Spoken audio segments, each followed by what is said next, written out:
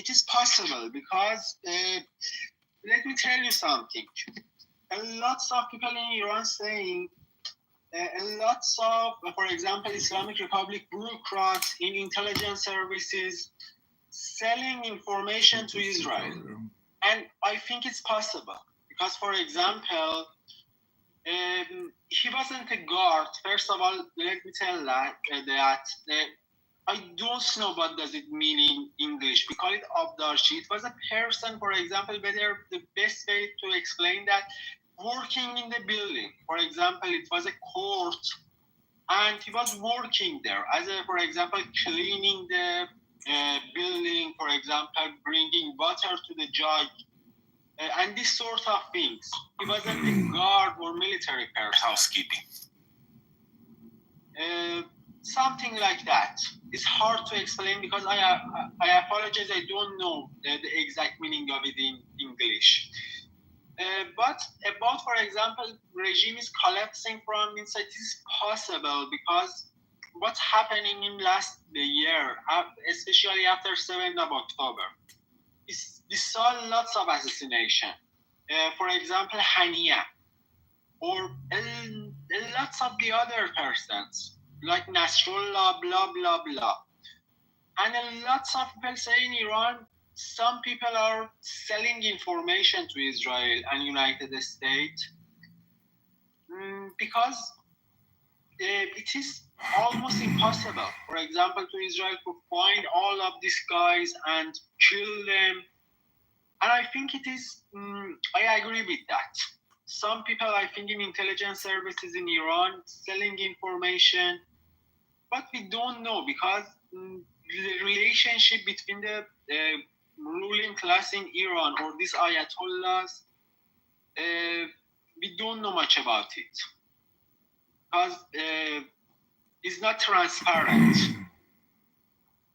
That was my point. But it is possible, but we don't know. Two-time Pulitzer Prize nominee. Hey, Norman, you guys going to be here for a minute?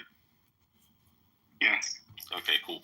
Are you guys going to stay on this subject, or are you going to go back to Israel, Hamas? We haven't decided yet. Well, if you do the Hamas thing, I can get a bunch of people in here. That's what I'm saying. I'll invite a bunch of people. Well, I'm open to any fruitful conversation. Yeah? If it's okay with you, Brian. Yep, I don't know how much longer I'm going to be in the room, so do your thing. Cool. I'll invite a bunch of people.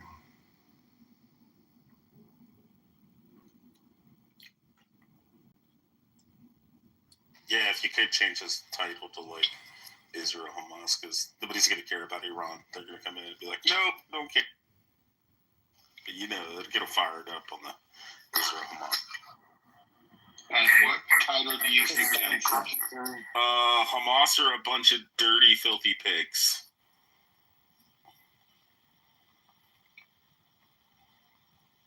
I mean, I was joking, but if you want to do that. Bro, I agree, but right now, I think Iranian people, at least most of them, have a common interest with Israel. Yeah, there's one. Again, sorry to say that this motherfucker ayatollahs.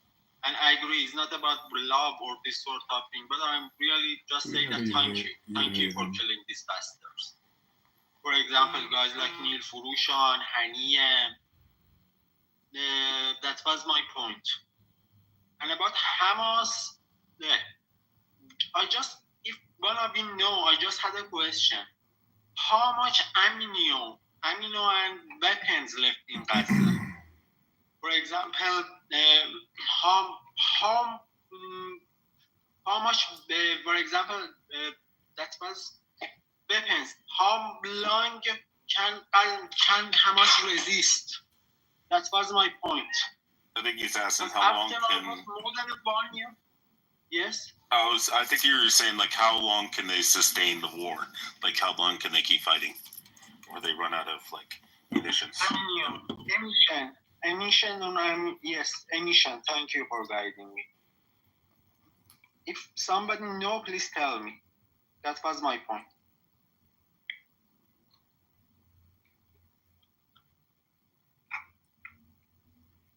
I don't know. I don't know how they're going now. I have a feeling they're on their last legs, but they're making a show of it. I mean, one estimate I heard is that they were 80% depleted Yeah. in strength, but I don't know what that means in terms of ammunition. I mean, without Rafa, they can't really resupply.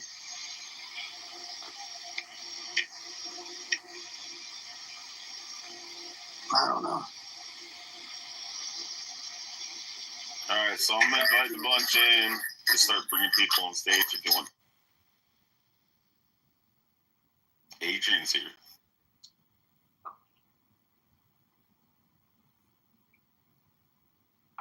Johnny boy.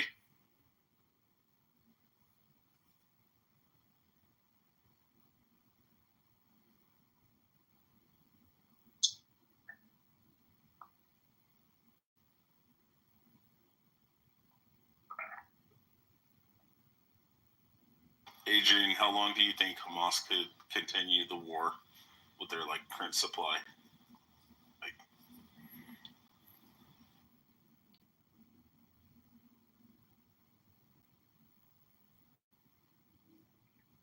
I think part of the plan of the ceasefire is for them to resupply.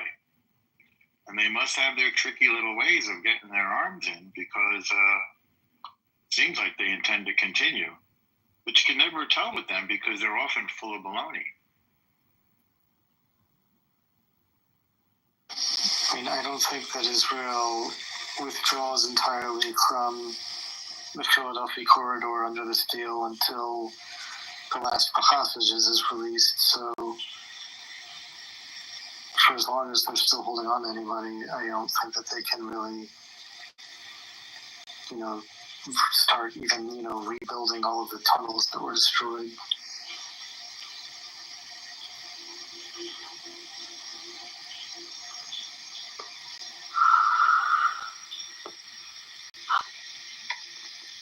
I don't know. I mean, the understanding is that Gaza would be demilitarized. So kind of amazing if, the power brokers, especially the U.S., were fine with them just remaining in Gaza.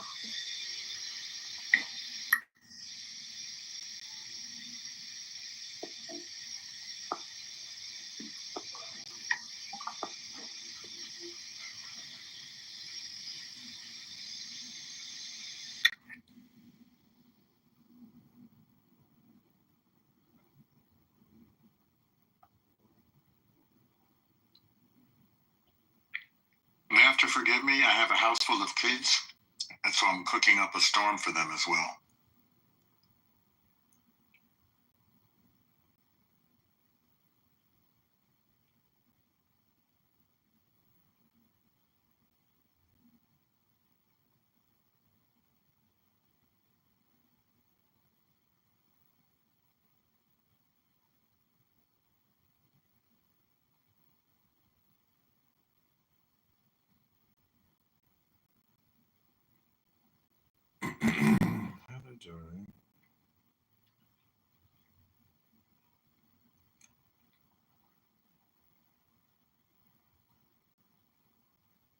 Hey Norman, you should mob me up. I'll bring some people.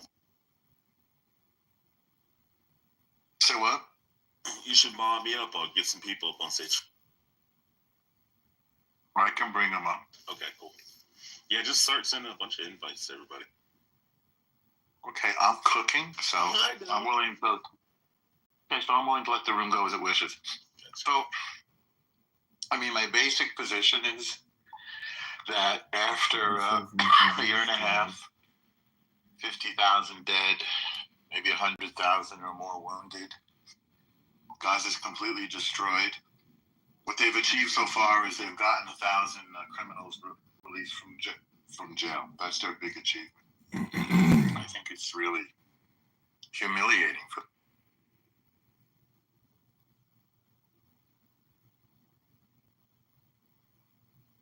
What about after that? What about the end of the war and after that? What what is Israel's plan for Gaza after the war? If you know or any information and discussions in Israel. For example, it's a little bit controversial, this question to ask, but if you can answer, I will appreciate it. It's a big question mark. It's a big question mark. Sorry for missing Kings, but how's your eye? Yes. Some people talk about Gush Katif. Is that possible? For example, people resettling Gaza from Israel. Because Gush Katif was an ancient settlement in Gaza. Is it possible about the post-war Gaza or not? I'm just asking. The best I can tell you is that there are some factions in Israel that feel that it should be occupied and Gush Katif, as you say, that it should be resettled. That's the best I can say. You know, Israel used to be very liberal, and as you can see, that got us where we are today. And now it is, the best I can say is it is less liberal. Right?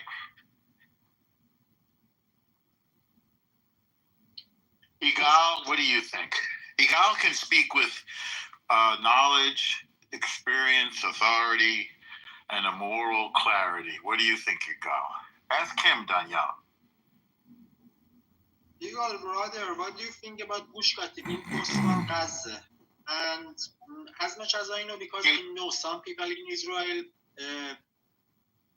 push government to establish Gush Katif in Gaza. The new settlement, there was an ancient settlement in Gaza area, Gaza location, so-called Gush Katif. And there was some discussion about establishing that or building new settlement there. What do you think? And I'm just asking because I'm curious about. Hello, Normo. How are you? Manishma. Today. About Gush Katif, I don't think it's a good idea to resettle Gaza. No. Okay, thank you. It's not a good idea to resettle Gaza, Igal? Yes, it's very better. And what? Actually, we have why? enough. We do not need 2 million Arabs. No, 2 million Arabs. We have enough. What do you mean you have enough? What are you trying to say? I said that we have a demographic problem, and So we're going to resettle. the reason we left Gaza is mainly for this reason. And do you think that's the right thing that we left Gaza? Yes, absolutely.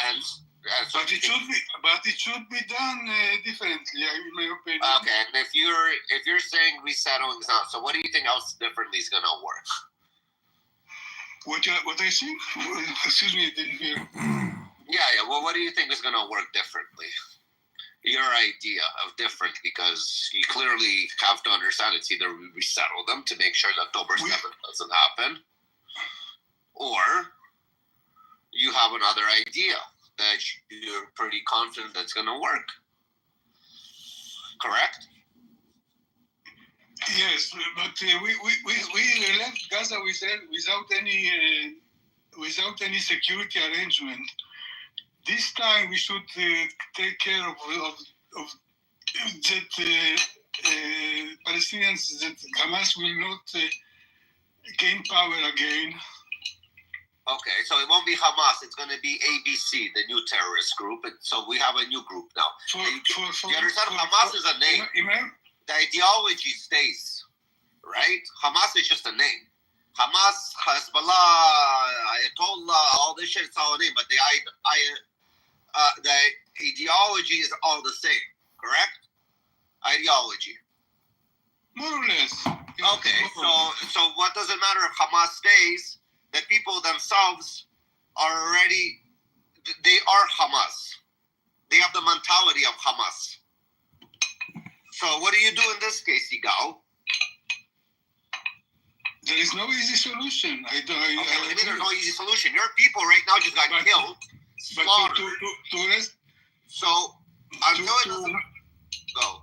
to bring Israelis to Gaza is not a good idea in my opinion. Why not? Because it will also make the situation more dangerous and more Could I ask complicated you a question for again? military.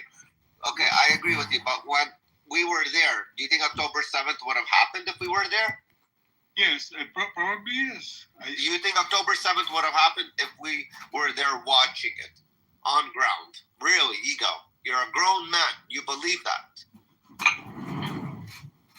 We have a demographic problem, and we cannot ignore it. But on the other hand, we should take care of the military problem. The way we left Gaza without any arrangement and without any agreement was a bad idea.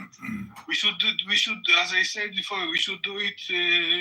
We should do it in another way. And this time, we will not let the military power there to grow. There are two problems. One is demography, and the second is military security. We should think about both. How do you control? Because we cannot in long term. It's a problem to have 2 million more people in Gaza inside Israel.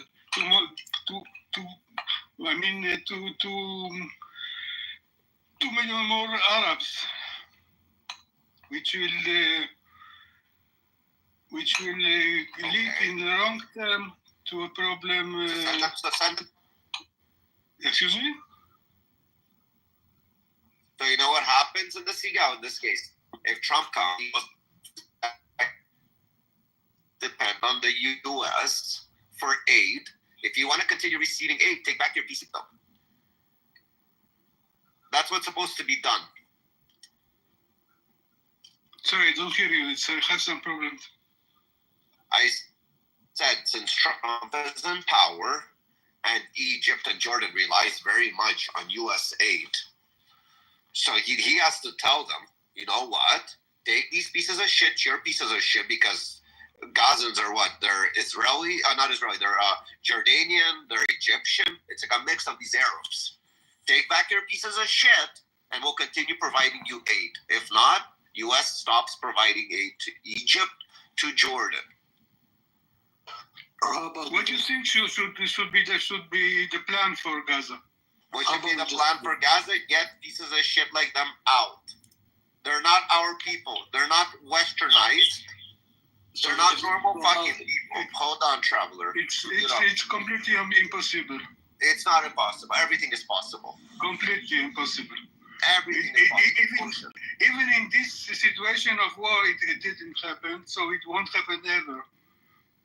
It's right now very easy to do because they're all together. No one wants them. No one will accept them. Okay, so if nobody wants them, so what? So Israel's supposed to take garbage and nobody wants? Gaza is not Israel. But in Gaza is not Israel. He's saying keep them in Gaza. So if they don't go, should we just kill all the children and women and just kill them, wipe them out? How about that? What do you guys think?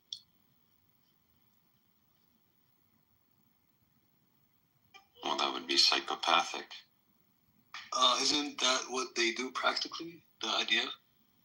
No. But I understand that it does look like that, depending on the news streams that you're consuming. That's true, yeah. I'm looking at numbers. It doesn't matter what I'm streaming. Numbers don't lie, right? Of course they can. I mean, just consider the death toll right now. Well, unbiased numbers don't lie. Yeah, Cool. that's an important qualification. Unbiased numbers don't lie. Yes, and especially if it's recognized internationally. No, not necessarily. They're not synonymous. There's some things that are internationally recognized that are, in fact, biased. So you're just denying international consensus. You're denying every committee. You just have your own narrative that you're trying to apply to everything. Well, I haven't actually given any narrative. I'm just pointing out the fact that sometimes when you have an international consensus around an intensely political issue, the consensus itself could be partly political in nature. If this is something that isn't immediately obvious to you, then, I mean, I can explain it, but I can't understand it for you. Yes, that would be true if the international community has a bias, but in reality, it supports the Israeli side more than the Gaza side. Well, so it doesn't make sense that they wouldn't even you, by your own perspective and definition, therefore say then that is a pro-Israel bias? Yeah, I'm saying like it makes sense if the numbers are higher, but it doesn't make sense if the numbers are lower. What's up, Because Rafi, I got a question for you. I've asked you this before, but this is a math question. Let's say you have a general population and 80% of the population are retards. Why are 80% of the population of retards in this app why do they always have Toronto act? It comes with retardness. You know, like the disabilities that go, those kind of things, they have the same accent too. So, I don't get it. It's a Toronto thing. Like 13% of the population is sub 85 IQ too. So I have a question. Why do Zionists cannot tackle intellectual arguments? Why do they have to always commit? I've only heard you for about 3 minutes. You tried to argue that that the numbers are not biased because they support the Palestinian side. You're a fucking idiot, and you don't deserve to be breathing the same air. Yeah, of course, because you have the mindset of a killer. No, because you're not very bright. Did you go to college, sir? What's your question? Did you go to college? I did indeed go to college, but that's not relevant to our discussion. How old are you? That's not relevant to our discussion. None of it's relevant. You've demonstrated you're a fucking idiot, and now your refusal to answer very simple questions confirms it. Because you didn't like my argument? No, it has nothing to do with liking. Your argument made no sense because the numbers support the Palestinian side. They are then, in fact, not biased. Like, it's not even an argument. It literally is an argument for bias, not against bias. You're strong-lining my argument. That's not what I said. What I'm saying is the international community as a whole is standing with Israel, not the Gaza side. So it doesn't make sense that it will exaggerate the numbers. Well, they did exaggerate the numbers for the first 11 months of this. They came out and had a bunch of shit on their face for inflating by a factor of 2+ the number of women and children that were in fact killed. So the actual evidence, the actual facts doesn't support with your opinion. It doesn't support your opinion. And that's not a function of you being a fucking idiot. That's a function of you being uninformed and a fucking idiot. Okay, that's all you got? I mean, you don't really deserve more. I mean, he summarized it pretty good. I'll give it to Hold on. I'll throw one more thing out there. And you're a fucking Torontonian, too, on top of it. I'm not Canadian. I'm not from Canada. I was going to ask the room if anybody happened to look at that link I dropped. Rafi, you were talking, you were making a point that made me want to drop the article because I thought it sounded as if you were making a similar argument.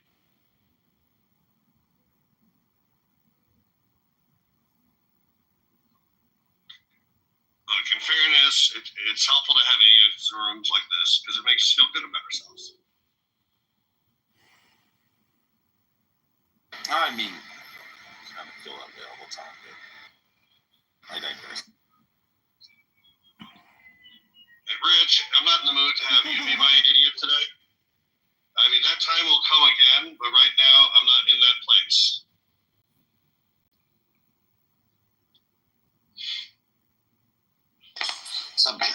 What's good with you, brother? I'm doing great, man. I went dancing.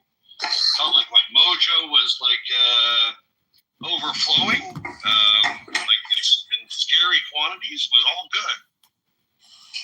Wait, did you get your ears lowered in that PTR? Like years forward. I don't know what that means. Haircut. Yes, I was getting a haircut at PTR. That's correct. Yeah, the old sayings like get your ears slower. Oh, look, the apologist for the fucking Arabs left. Good. I'm inviting a bunch of people. Start inviting people on stage. I've sent out 300-400 invites. That's a lot, man. Don't your knuckles hurt? Yeah, I'm pretty quick with the finger. I'm not really in the mood to argue.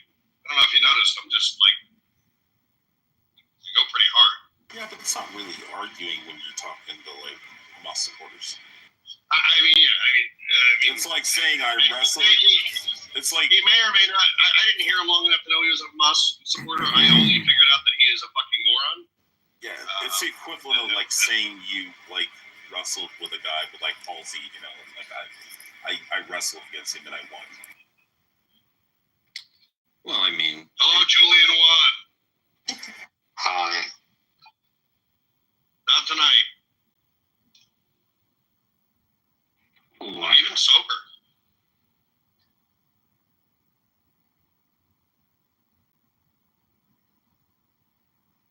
What? These are interesting noises for people. What is a he-el? E-L? I'm not up to What is an EL? What are you talking about? No, he/EL for pronouns, the EL. I don't know what that It is a masculine pronoun in Spanish. Oh, okay. Yeah. I didn't know. Richie, you're going to end up being on my idiot list if you keep acting like a dumb American. I guess I didn't know what the hell.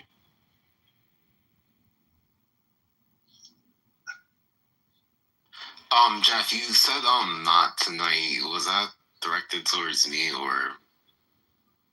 How would it have been directed towards you? Well, you said that page, so I was just like confused. So, okay, clear. That's cleared up. Yeah, I just have a question regarding I put in the chat earlier. Let me just scroll up in like, are they all criminals regarding the Palestinian release under the hostage deal? Because I saw that there were 1,000 released, and I mean, to be honest, I just personally, like, ever since the start of the war, I always just thought that it was probably I don't really know how to phrase this. I think it would be probably strategic for both sides to, I guess, do this type of exchange where just like emphasize like innocent hostages are released on both sides. I mean, that would be great. My understanding is the number of quote-unquote innocent prisoners. Well, first of all, no one Israelis releasing is hostages or all prisoners. They've all been accused of crimes or are being held as part of an investigation of a crime. These two things are not the same. Certainly, at the end of a war, you expect people to return POWs. Again, the Israelis and non-Israelis that are being held by Hamas are not POWs. They, for the most part, went to a concert and were dragged from Israel into Gaza. So, I mean, the comparison isn't really terribly apt. Also, you're talking about anywhere from 30 to 50 to 1 of these typically not innocent prisoners for one of these innocent hostages. And we can't also forget that 100%, maybe 99% of the prisoners that are being held by Israel are still alive. And 65 to 70% of the hostages that Hamas took, civilian hostages, are dead. So on at least 4 different levels, the comparison, we can't really compare the two, but yeah, sure, at the end of hostilities, there should be releases of people. where it doesn't still make sense to hold. I would agree with that. I would also say that for the really violent ones, like Marwan Barghouti and others like him, I think it's wild that Israel doesn't just execute him.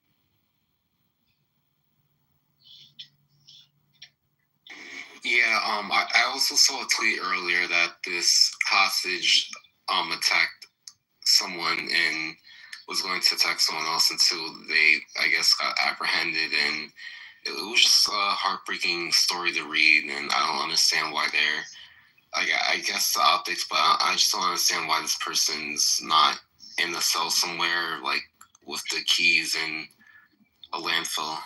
It was just a heartbreaking story to see. Who are you talking about? I'm sorry, it wasn't clear from your words.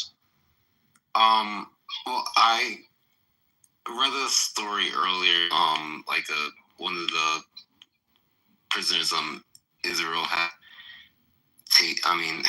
under there, like, in detention. Let me get the name. Well, it doesn't have a name. I'm seeing that, but So you used the word hostage, so I wasn't sure if you were talking about an Israeli who had committed attacks. No.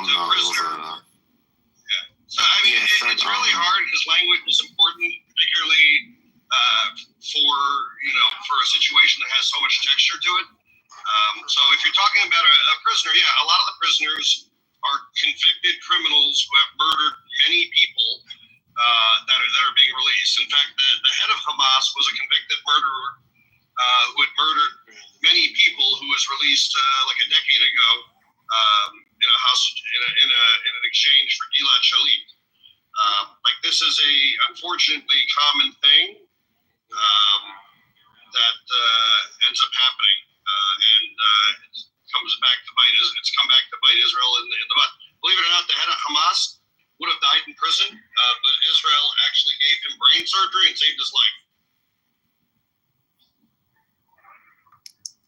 Wow, yeah, I guess that's saying something about who's on the right side of history here, I guess.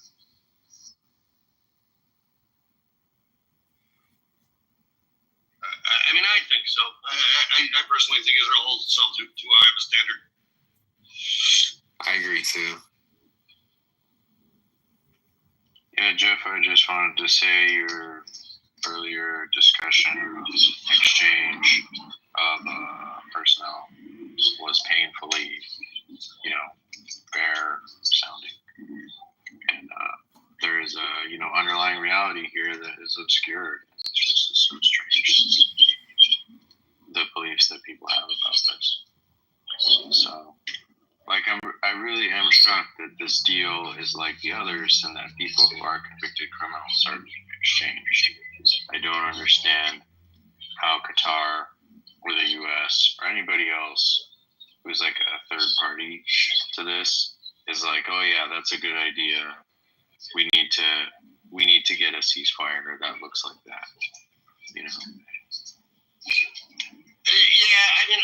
Look, all I can say is they're probably very confident that Hamas is going to fuck this up, and they've already saved 3 hostages' lives by doing this deal. And for them to go back in and finish the job, it may be a strategy that they're willing to have a failed ceasefire in order to save 3, 7, 10, 13, 26 people.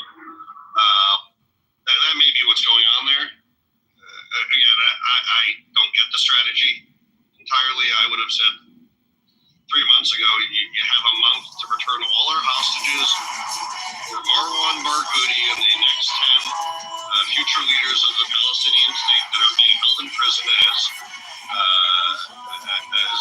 convicted arch terrorists will be executed. Here's the timer. Go find our people.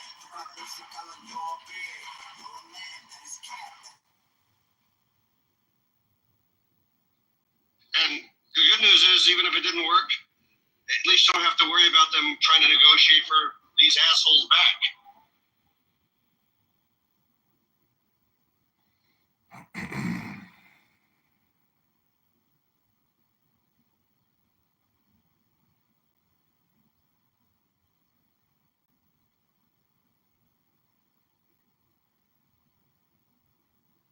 Yeah.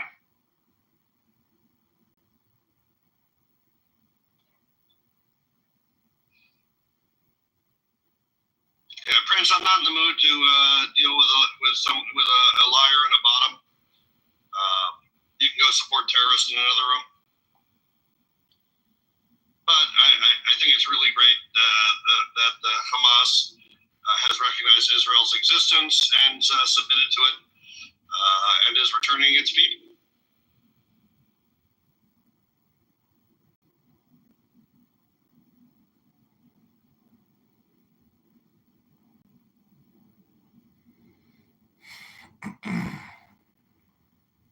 Anyhow. Hello, Norm. Welcome back. Thank you. So I think I'm gonna go do my own thing because I'm not in the mood for a political room right now.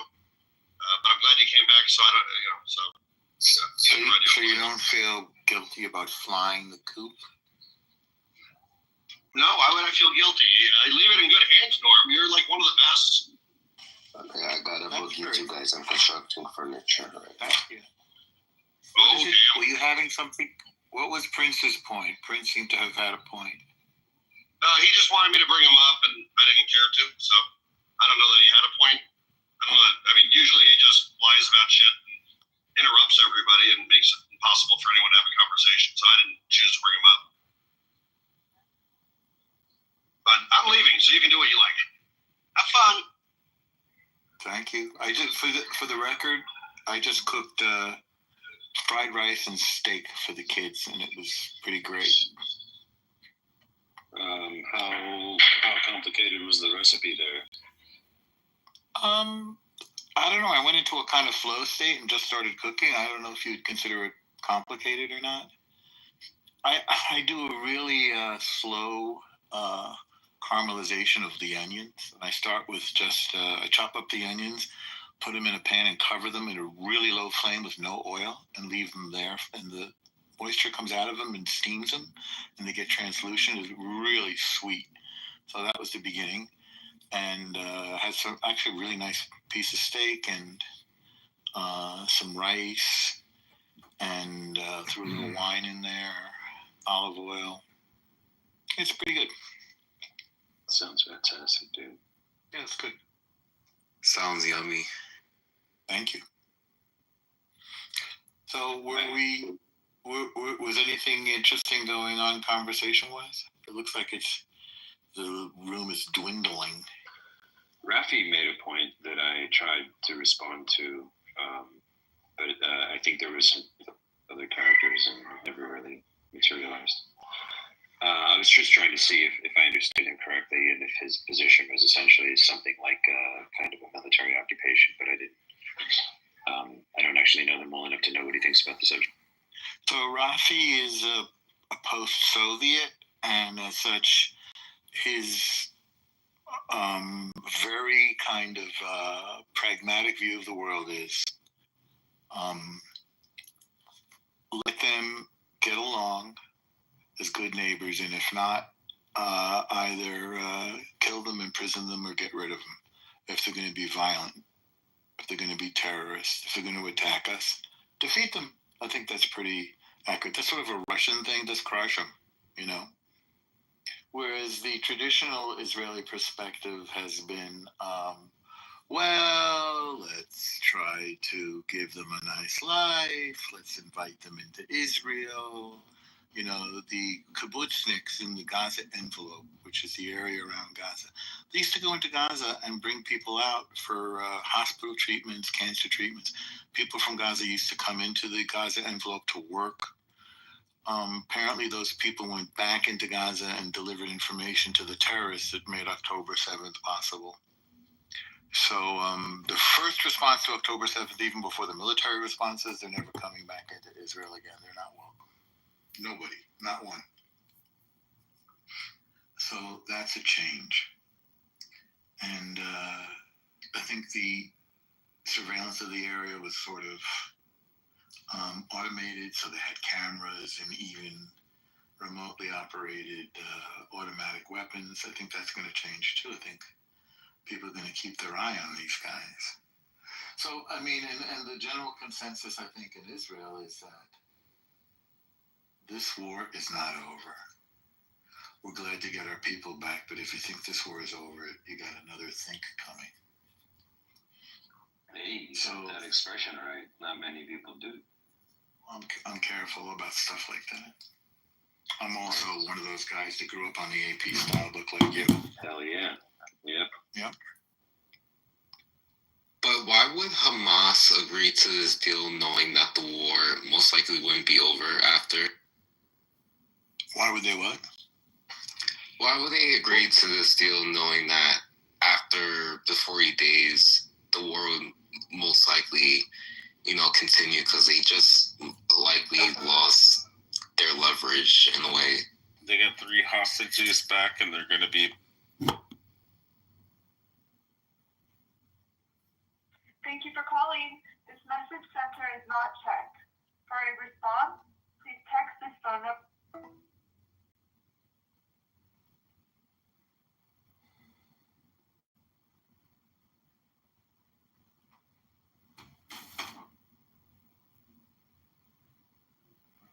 Action and on war. Hey Daniela, sorry I missed your call. Give me a call back when you get a chance. Bye.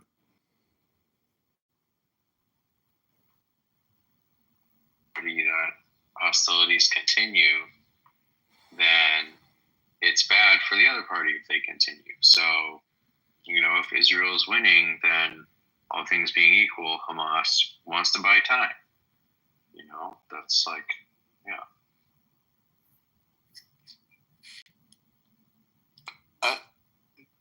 Jason, can you figure out why they cast this as a victory, or do you think they're just preening and they know very well that this is a horrendous defeat? Well, Hamas casts it as a victory because that's like their marketing, right? Their internal marketing. They can't cast it as defeat. They can't say we defeated.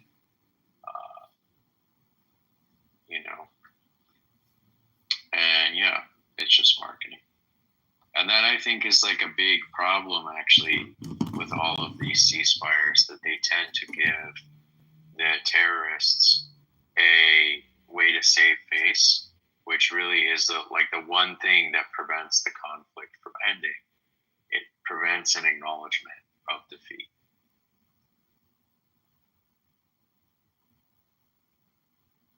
I might push back on that. I don't know, Jason, if it's the... I think some of these groups are constitutionally incapable of admitting defeat for reasons that we can get into that also have to do, I think, with some of the sort of theological roots of Islam. That is not right, by the way. You have a position that's supersedes. Be nice. Position or be nice? Position. No, you're saying he definitely has a position that he is. My position? I'm sorry, go ahead. My position is that I think that Hamas... I'm sure you have a position. Yeah. No, sorry. So what is your Hamas position?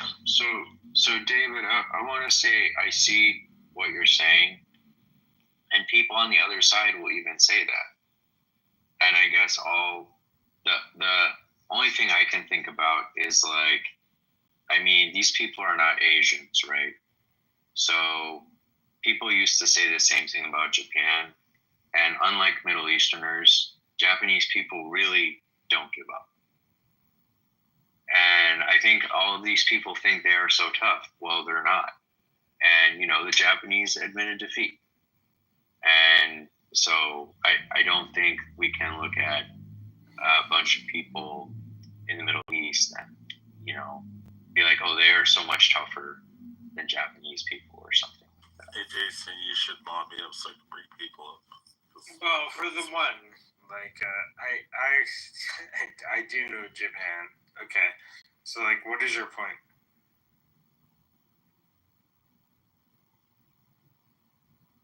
I do know Japan. I do.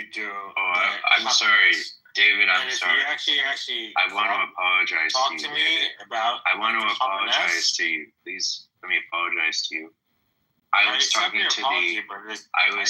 to the other David Volodski. Yeah, so that was my mistake. That's not nice. What I was saying, David, That's is not that nice. many people are constitutionally seem to That be sounds like constitutionally incapable. Like a you but problem. None of these people are like. I mean, the Japanese people really were that tough. I know And Japanese. they still. I speak Japanese. I'm not talking so to you. don't- I'm not talking to you, buddy. And so Well, they don't- ended don't up. try I'm to not talking describe- to you, buddy. don't Be try quiet. to describe Be the quiet. idea Stop that- resisting. Stop resisting. Okay. Yeah, I didn't even do anything.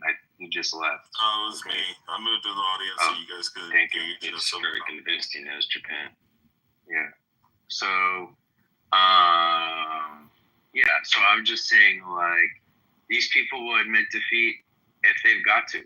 Once they're facing it, I mean, maybe Israel should use the atom bomb or something like that. But once Israel does the thing that defeats them, then they gotta live with it, I get that. I was just saying that, that makes sense. I agree with you. I was just saying that I think that like the Japanese in Hamas, there are those who will never give up. And I think that for that reason, in fact, some of the solutions that we used with the Japanese that worked really well, we should probably consider using here. I'm not talking about like nuking anybody or like, mass violence or anything of that sort. I think that's not actually the stuff that worked with Japan. I think that the stuff that did work with Japan, it went from being essentially like the Nazis of Asia to, look at it today. It's incredibly thriving economy, super polite people, and they're more kawaii than they are, anything else. So it's fair. So they've done like a hard 180. And I think that those types of results are even, the chances of success in Gaza are even higher, although that might seem counterintuitive to some, I suppose. But I dropped a link actually for a piece that makes the case for why. And I think, one of the reasons would happen to be that one of the big obstacles that Japan, and one of the reasons why similar attempts in other Middle Eastern countries where the U.S. has tried to do so have completely failed. It was hard in Japan because of literacy, and part of the transformation had to do with a form of what you might simply call re-education. And that just didn't work in some areas because outside of the capitals, the people just weren't getting the message. And that was a challenge for a while.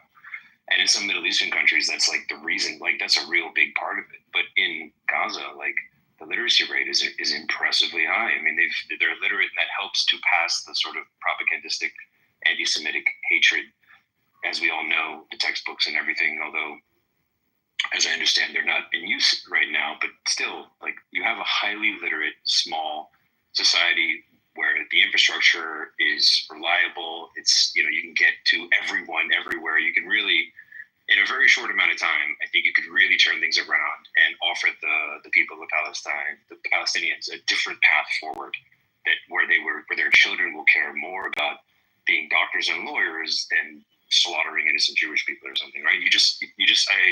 I'll just wrap up with this real quick. I was on a plane once when I was coming out of going into Israel. I don't remember, but anyway, in or out of Israel. And so the guy next to me was an Emirati, and I started talking to him, and I was like, because we were either going in or out of Israel, we started talking about Israel, of course. And I was like, oh, so what's it like? What do you guys? What's your guys' take on this whole thing? I had no idea back then. I was very young. I was like, what's the Emirati take here? And he's like, man, we don't give a shit, to be honest. And I was like, really? It's not like, it's like your brethren, like the Muslim connection or anything. He's like, listen, we have money, we have a good life, we care about things that are, we don't have enough time for this shit. We care about, like, is my daughter going to go to like the tennis match or whatever kind of thing. But when you're poor, there's a tendency to be more left, and therefore to have this become more of a larger, the social justice become a larger part of your sort of daily life, to fill it with that kind of meaning. This was his argument. I think that there's some truth to what he was saying. I mean, I doubt the average Hamas theorist is a Marxist leftist, so Korean Union is a real thing to this day. Well, I mean, actually, I take that back. I mean, Fatah is, or if I have the right organization, is like a socialist organization founded by a Christian, ironically. But I mean, at the same time, I doubt Hamas is worried about, like socialism and like the left or whatever. No, his main point was not that. It was simply that he was hinting at the idea that the reason why Emiratis don't care is because they have better life. And so if you can offer Palestinians economic thriving in the future in some way, then but as an ultimatum, right? It's like this or that. I think that is a winning strategy. I think that, essentially what I'm talking about is a form of military occupation. Or if you want to, you could use the word colonization, although we could debate whether or not that's really applicable if you have no intention of like making Gaza a part of Israel.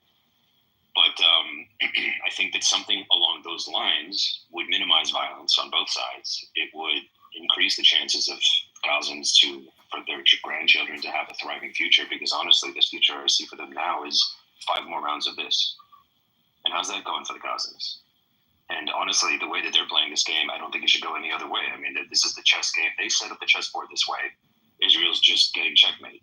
But it's not their fault. It's not Israel's fault that they defend themselves very well when they're attacked by a bunch of psychopaths. So if these leftists who claim that they do care about the Palestinian children and the horrible images we see of being pulled out of the rubble and all of this, it breaks your heart. Well, then what do you actually want to do to ensure their safety? You think the 10 more years of Hamas is going to do it? Because every one of the people I talked to on that side of the argument, they seem to think like, oh yeah, this is the way, by any means necessary, from the river to the sea. You think that that's the thing that's going to make Palestinian grandchildren safe? Really? No. So as ugly as it might sound to say something like the word colonialism, I think that some kind of occupation is really, I don't know. I mean, I'd be interested to hear other ideas. Simeon, okay, sorry. We'll just say, but that was an occupation that followed, like in the case of Japan, followed a clear military defeat. And it's not clear that situation is going to happen for Gaza, right? That there's going to be an administration by a victorious power. They're actually talking about putting it back under the Palestinian Authority or something like that. I mean, it just seems crazy to me. So, welcome to the stage, Huey. Do you have anything to contribute? No. To be quite frank, I don't know enough. This is one of those times when I'd just rather learn. Just ask questions. It's fine. It's fine. Welcome back, David. Are you ready to apologize to me? No, I'm definitely not going to apologize. So if you're asking for that, no, absolutely not.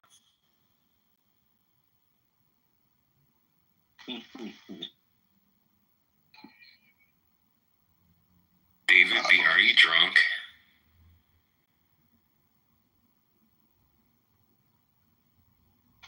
He is very drunk, yeah.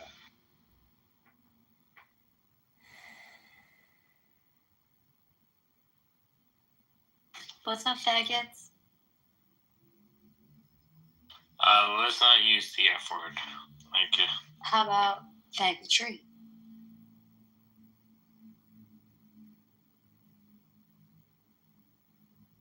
You don't have to answer that, David.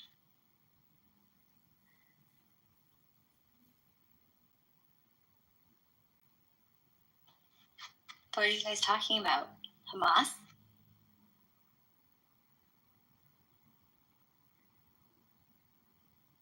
Okay. Well, it was nice to see that. Sorry. It was nice to see that video footage that was on. Yeah, with all due respect, I think like these people, I'm not gonna name names, but they seem pro Palestine versus like pro, yeah. So I'm not gonna name names.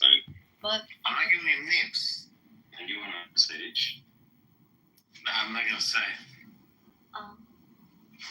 okay. Oh no. Did you guys see the video footage of them releasing the 3 passages? That was like I had tears running down my face. It was very, very heartwarming.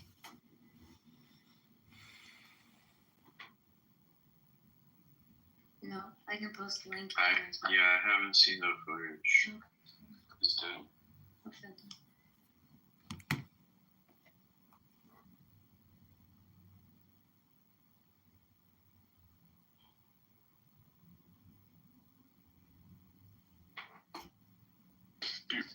Can I ask a question about the previous point? Something I didn't quite catch it. I was making coffee. Sorry. Something about the previous point about one of the only pathways to peace being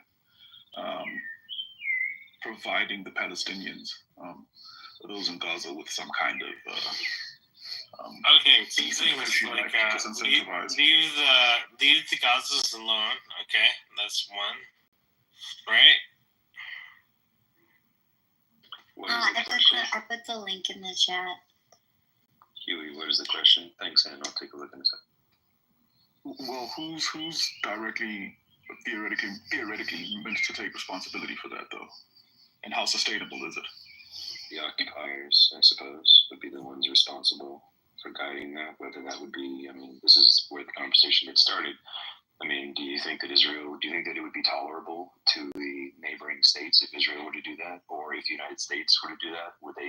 And if they did, would they have the power to sustain that, or would it become like World War III, or could a coalition of European nations and Arab states do it?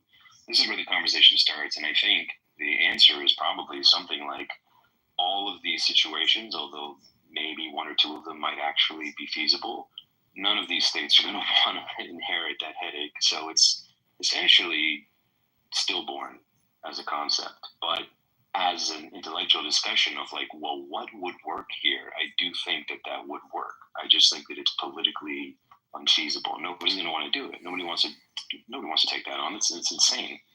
But I think it's potentially, please, anybody correct me, like, I think it might be the only or best path for the future thriving of the. Think about it. Like, the Japanese were arguably far worse than the Palestinians are now, and now look where they are. They are kind of the model citizens of Asia and even the world. That's an incredible turnaround. So it's worth asking, how was that accomplished, and can we replicate it? But I think for reasons that are not logistic, that are political, the answer is probably no. Right. I guess I'm curious about what the signaling of that would be, like effectively or effectually, right? So say it's both Israel and America combined, and the U.S. powers combined that help create some kind of essentially a starter treasury for the Gazans and sustain and they keep pouring into this for long enough for the Gazans and the Palestinians to set up a cushy lifestyle over time. Doesn't that signal to the rest of Israel's sort of surrounding, I don't want to call them enemies, but it's pretty tense, right? That this is the shakedown? Isn't that like kind of caving to terrorists? I see what you're saying, but then again, keep in mind, we've already poured more money into Gaza than we did in rebuilding all of Europe after World War II.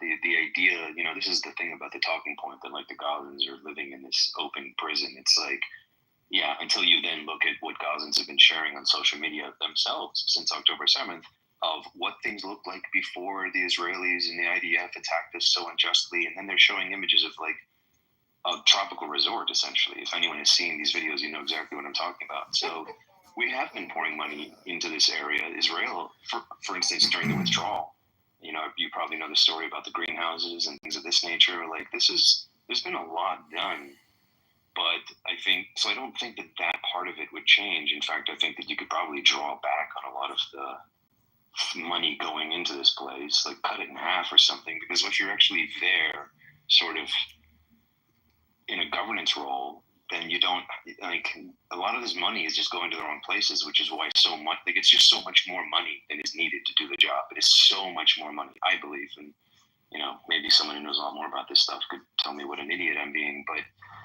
I think if you're actually there, like, with a hands-on approach, you don't have to spend all that money, if that answers your question. No, it does. I have a bit of David or Jason, could you invite Adrian up? I think he's like want to have like a genuine conversation. I can't invite him up for. Welcome, Adrian. You will get a chance to speak in a minute. Okay. Please hold on. Judy, I have a slightly different take. I don't think anyone sees the military, the defeat and occupation and administration of Japan by America as like a shakedown where Japan got something.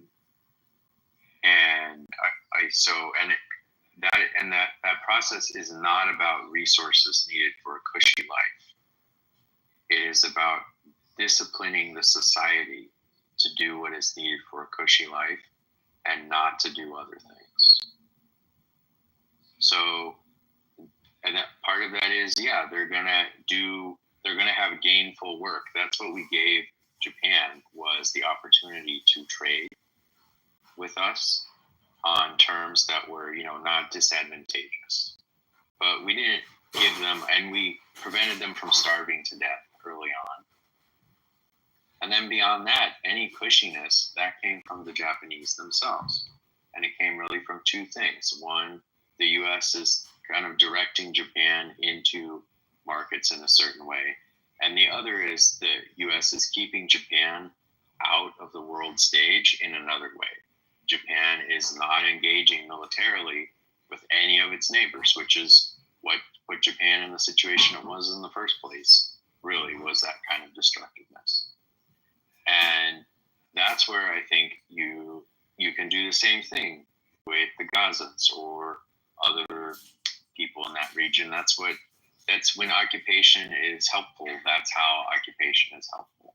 It prevents the society from engaging in destructive military ventures and integrates them with some broader economic system in a useful way. And you're expressing some skepticism in the chat about Gazans engaging in trade or whatever. But their lives were much better before the war than they are now, because they were engaged in some trade. They were doing some economic activities. And that, you know, many of these people had jobs in Israel, for example. And that has been a big hit to the economy in both Gaza and the West Bank, the loss of those jobs. So, you know, that there was trade they were engaged in. They were engaged with, you know, with markets in a constructive way, and just basically keeping them on that path and preventing them from jumping off it for 3 or more generations. That's where that prosperity comes from. And that is really the application of force to them. It is domination. It's not a shakedown. It's not a gift. And that's why I think it has to be combined with military defeat. Yeah, I agree with you. I think it's unfortunate. Although of course, I wish that wasn't the case. Of course, I mean, I have Palestinian friends, and you know, if and when that happens, it's going to be about as ugly as anything we've seen in our lifetime. I hope it doesn't come to that. But for what we're discussing, which I already said, I think is politically unfeasible. It's not going to happen. But in this alternate dimension, I do think that the way you're describing it is the way that it would probably play out, or maybe even the way that it would need to play out in order to happen. I mean, it is, again, this is an extrapolation based on sort of a copy paste from Japan, and that is exactly how that was necessary. There was no way they were so determined. I mean, if anyone has read the history, like, there's no way they were going to give up unless they were completely defeated. And then there was an opening, and we took the opening, and fast forward to today, Similarly, another example worth discussion is Germany. It's like the European example of the same thing. Like as evil as could be, defeated utterly, occupied, and today, well, it's one of my favorite countries in the world. Actually, I love Germany now.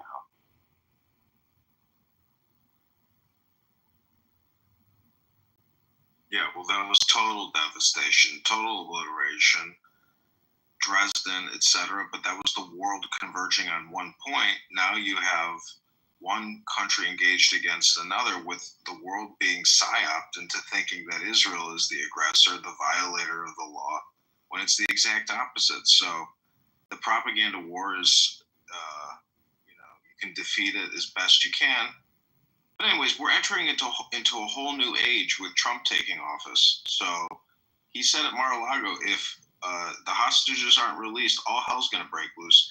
They may have a ceasefire and the releasing, but if there's still U.S. hostages there, I mean, I would hope Trump deploys the U.S. military to Gaza and does what Israel cannot do. And he does take decisive action in liberating U.S. hostages. I hope it's a new day. I hope America unleashes hell tomorrow internally and externally at a rate and a ferocity never before seen in American history.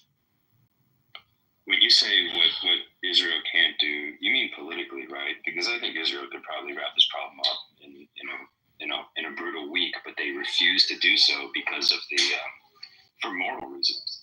And let's be honest. I mean, I think there's a few exceptions to this in ways in which I think there are examples where the American military, if you want to get specific, has performed in ways that are more moral than the IDF. But generally speaking, the IDF has a reputation for being incredibly ethical, and it's deserved. And of course, these days, people are like, oh, they're Nazis or whatever. But these are people who almost, if you ask them like 3 questions about how they operate, can't answer one.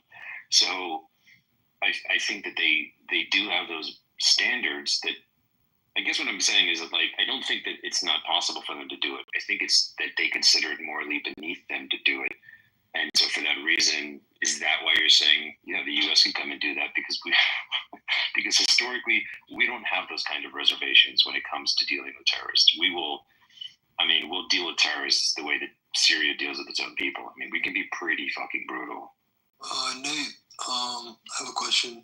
Did you watch or do you see footages of Gaza before October 7th and then post?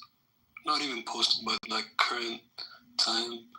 Do you see the difference? And then how do you say that it's moral? What do you mean? I'm sorry. So I'm saying So you're saying that you're claiming that the IDF is a moral army and all of that. So, and then they're not even being brutal. They're just like being moral in the time being. So did you see Gaza before October 7th? Yeah, it was like a beautiful, I was talking about this a minute ago, it was like a beautiful resort. It was gorgeous, it was amazing.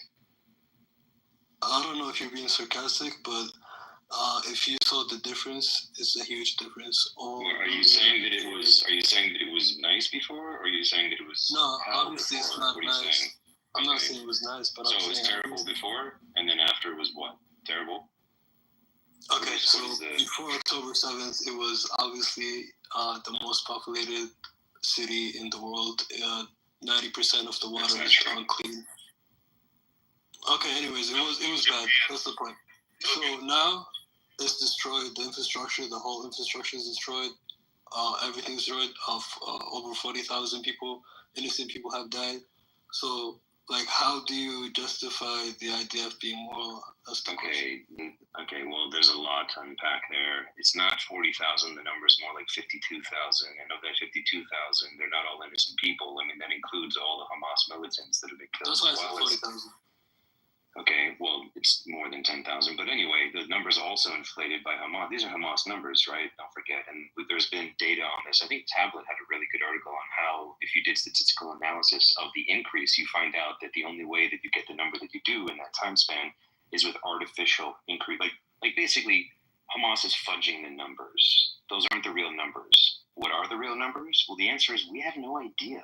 We know roughly how many Hamas militants have been killed, and then you add on to that a mystery number X, and X is whatever the difference is until you get to 50. So like the real answer is like, it's probably going to take a couple of years before we figured out the real number. So people who are like, oh, it's 41, now it's 47. Yeah, now Hamas says it's 47, but they're the way that anyway, that's a different conversation. But the point is, how do I say that? So your question, sorry, I'm not answering your question very well here. Your question is, how do I say that they're moral based on the before and after? But the before was based on what I've seen videos of Palestinians sharing, right? Because I wasn't, I've been to the West Bank. I've never been to Gaza. But the videos look to be very beautiful, and you see a lot of Palestinians lamenting the loss of this lifestyle. And so I guess my answer in a way would be to say, well, one way in which Hamas was ethical was that you had that before. Because given what Palestinians have done historically to Israel, if that were perpetrated against many other nations, you wouldn't have that before. Because these people would have been crushed out of existence long ago. But Israel has fought them, yet tolerated them, and refused to take steps that, imagine doing what Palestinians do to the Russians. Imagine being in Chechnya and doing these things to the Russians, and imagine the response. If you know Russian politics and how it operates, like, we wouldn't be sitting here having a conversation about what to do with the Palestinians, because there wouldn't be any Palestinians. So you mentioned many points. First, Gaza before October 7th, it was actually not in a good place. It was besieged, and the quality of life, as you know, is really bad. 90% of water is unclean. Everything is controlled by the IDF and by Israel. And then you're claiming that we could have done worse as the IDF. But I'm saying you have to put in account many other factors, such as the pressures from other countries and from the UN and everything. I think if Israel has complete freedom, I don't think it will just do that. I think it will do even more. It will go overboard, and it will not be content with just doing these, applying and implementing these terms that it does to Gaza. So we have to look at every angle, not just, they could have been like Russia, they could have been like any other nation.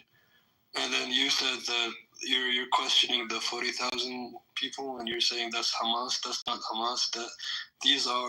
That's the Ministry of Health, and it's independent, and it's actually watched by many other organizations, international, unbiased, neutral organizations. So these are not Hamas. These numbers are not coming from Hamas. That's false.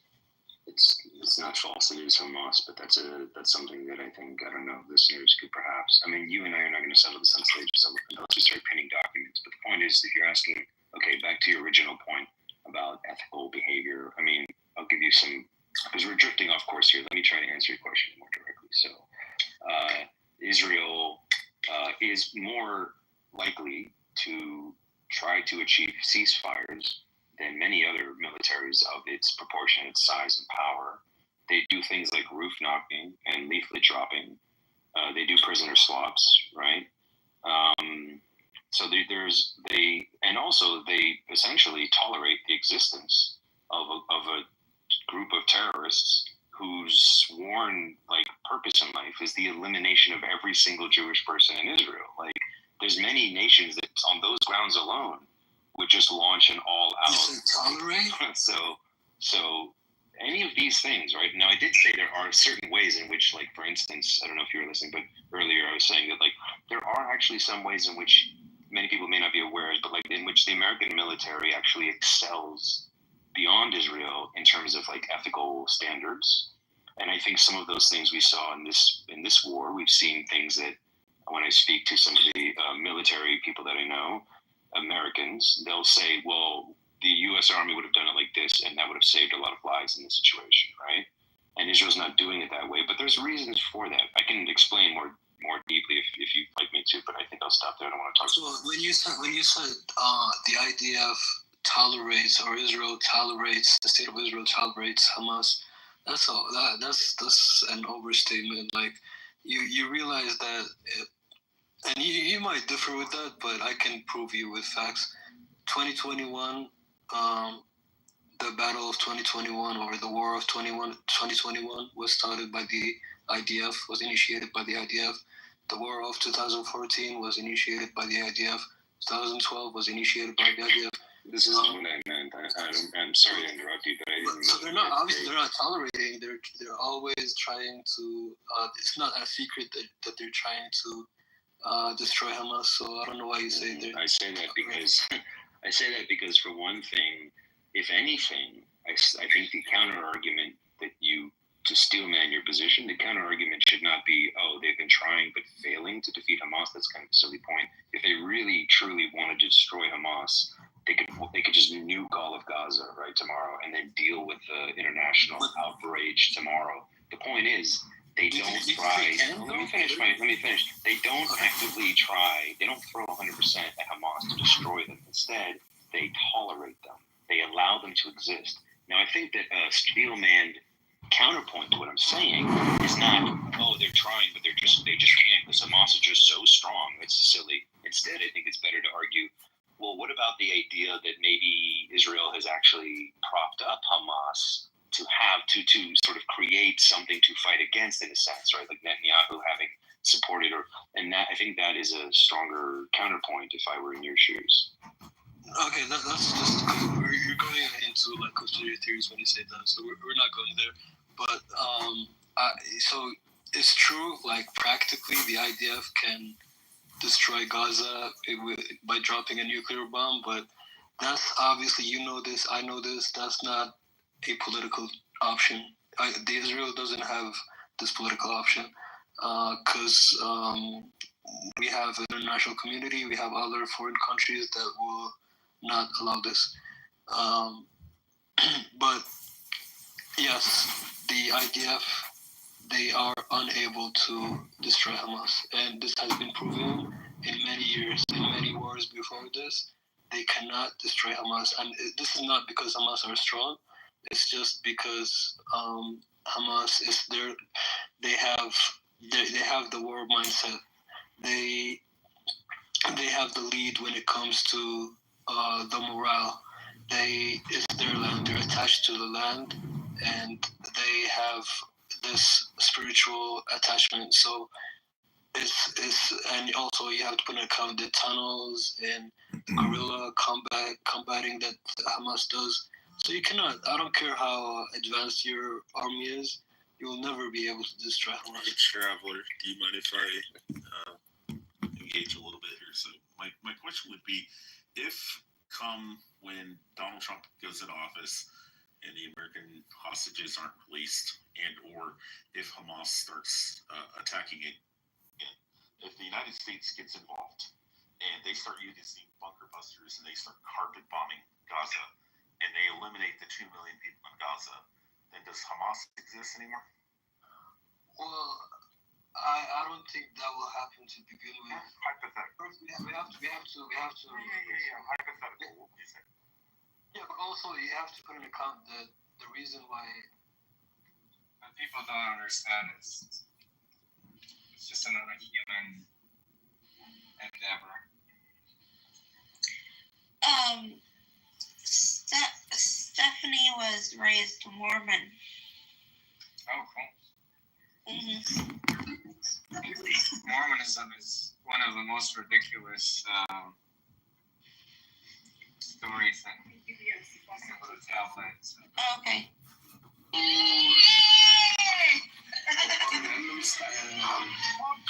Kato probably thought about suicide 57 times today. I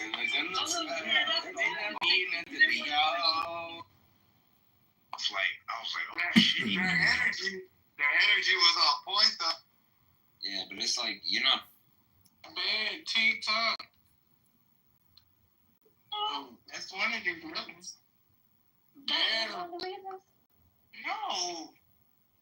Oh my God. I'm being sarcastic. With that God toward his new phone. Oh, yeah. I forgot Verizon. Yeah, he did. That led to and your location on the Red Sea would have led to you becoming an influential player in that region. They don't want that. Americans were allied.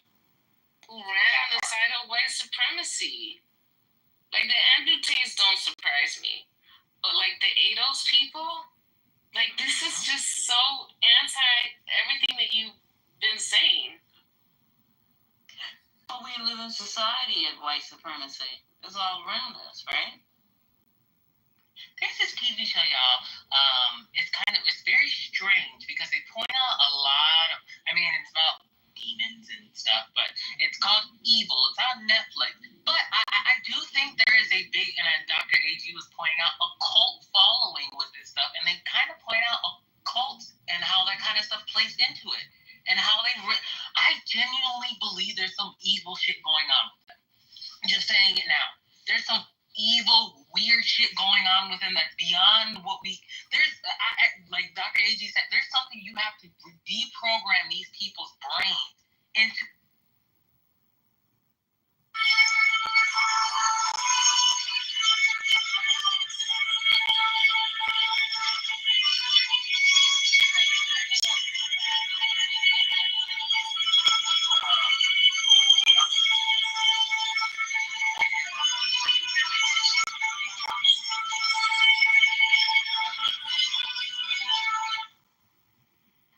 You've got 100,000 more U.S. soldiers on the ground in Gaza. It's going to get nasty.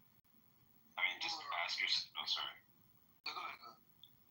I was going to say, just to add on, somewhat jokingly, but something serious to that point that you were making, like, Israel doesn't have a Rambo. If you think about it, like the iconography, like the cultural sort of like avatar of warrior in America, like there's a time in which that was like Rambo or something, or Schwarzenegger in like Predator or something like that. That I grew up watching those movies thinking like that's what it's like to be in the military or something. The Israeli equivalent would be like what? Like what's his name? Meir Ben-Zion, or what's his name? I'm forgetting. But and that was like a real life dude, and he wasn't like the Rambo psychopathic slaughtering. He was just like a very heroic special ops person. Like there is no analog in Israeli culture. Please, someone correct me if I'm wrong. There isn't a Rambo type like that's not an Israeli thing. But that is how Palestinians see the IDF. And I think that's actually how the U.S. I think the biggest misconception, or the biggest thing that the Muslim world likes to look at, they like to say, look at Iraq, look at Afghanistan, look at Syria, and it's like they're like, yeah, they didn't even win the war there. And it's like, who's to say we wanted to win the war? Like, we destabilized those three countries. We toppled Saddam. We toppled Damascus. We toppled Afghanistan. And we also left them with enough munitions to fight off the Chinese and the Russians, and we trained up their military. There's a reason that we were in these three places. We weren't in there to win the war. They're proxy wars, that we were fighting in. We were engaging in warfare where we're training their soldiers to fight against, do what we want. Like Bashar al-Assad, when the CIA goes in there and says, let's go ahead and get him. And then his ass dips out. A lot of the shit's a lot more. I think I'm sure that people are really speaking to your question here. And it's a much simpler question. Israel is not, does not.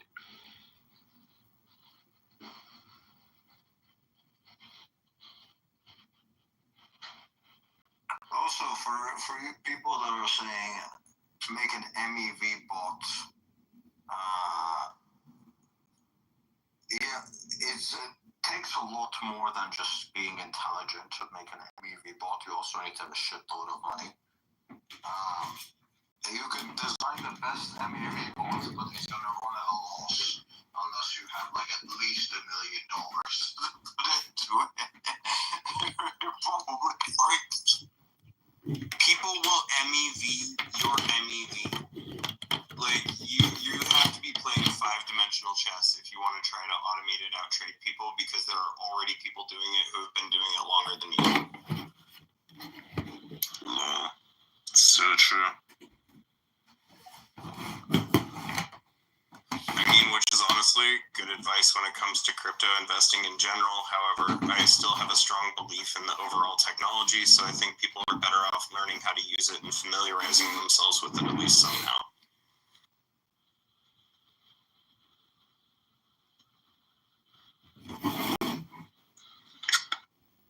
Baron's first post on X is a fucking wokeness.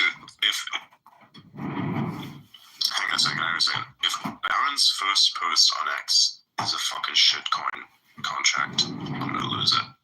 Yeah, so wokeness. I'm gonna lose it, and I'm gonna buy it. Not gonna lie. Wokeness is a symptom. Wokeness is a symptom of the boomers.